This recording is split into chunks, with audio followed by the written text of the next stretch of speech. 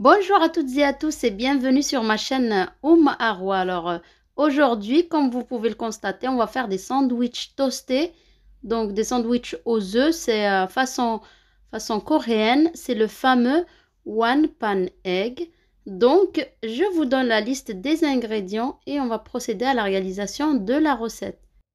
Alors, on va donc avoir besoin de tranches de pain de mie qu'on va couper en deux, comme vous pouvez le voir. On aura besoin de fromage de votre choix, du cheddar éventuellement, du fromage râpé, du jambon de dinde pour ma part donc, coupé également, des œufs. Donc les œufs, c'est vraiment 2 œufs par sandwich. Et on aura besoin de beurre. Ça, c'est vraiment la base. Ensuite, vous pouvez rajouter des tiges d'oignons nouveaux, si vous en avez, et du persil. Il nous faut également du sel et du poivre. Et donc, on va mettre à chauffer notre poêle, mais sur feu assez doux, pas trop fort. On va battre 2 œufs. On met du sel et du poivre. Donc, j'en ai déjà cuit, hein, parce que les enfants étaient à côté. Donc, j'ai déjà cuit quelques sandwichs. Et là, on va mettre de l'oignon nouveau sur tous les tiges et du persil. Donc, on met un peu de beurre sur notre poêle. Ne pas surchauffer. Une fois que le beurre est fondu, on va venir mettre notre omelette, donc nos œufs battus. On va répartir sur toute la surface de la poêle. Et là, on va prendre les tranches de pain de mie. Donc, voilà, vous essayez de mettre de l'œuf, puis vous retournez de l'autre côté. Je me suis trompée de sens, donc je l'ai remis dans le bon sens.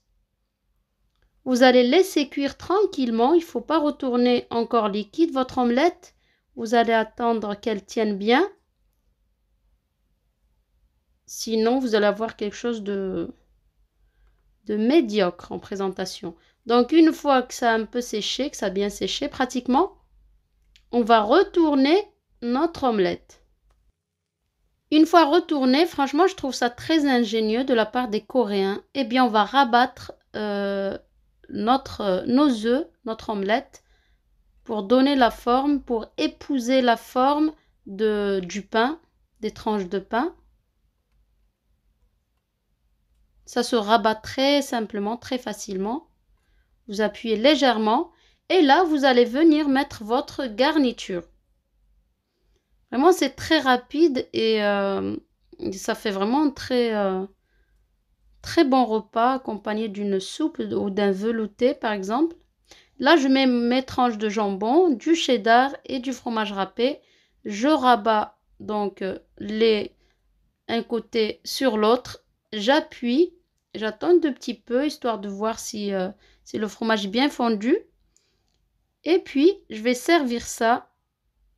Je coupe juste histoire de vous montrer comment c'est à l'intérieur.